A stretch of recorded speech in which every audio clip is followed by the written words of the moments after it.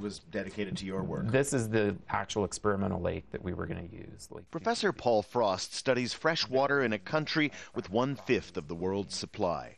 Lately, he's been working in the experimental lakes area, measuring pollutants, changes to water chemistry, and to the climate.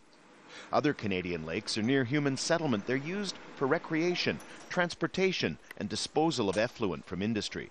Not the ELA. It's been set aside for science since 1968.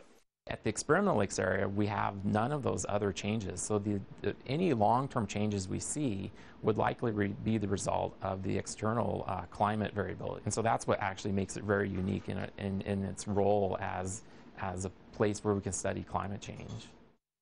Set in the remote forest of northwest Ontario, these are some of the 58 lakes in the ELA. But Canada's government says it's no longer prepared to fund the facility, and if others don't take over, it'll close. No viable new operators have emerged. The Conservative war on science knows no bounds.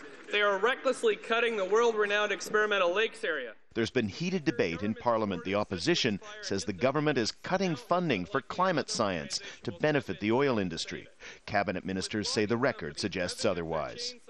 Mr. Speaker, nothing of the sort has happened. In fact, this government has funded since 2006 almost $8 billion additional dollars for science, technology, and research. Environmental groups say Canada's water stocks aren't as vast as they seem, and they're threatened by pollution and climate change. They're planning protests, social media campaigns, and rallies of scientists to try to resurrect the ELA. We do have a great wealth of fresh water compared to the rest of the world, and we should be protecting it all the more because of that. With so much of the world's fresh water, Canada should be at the forefront of research into such a crucial resource. Instead, it's cutting funding for water science at a time when this country and the rest of the world need it most. Daniel Lack, Al Jazeera, Peterborough.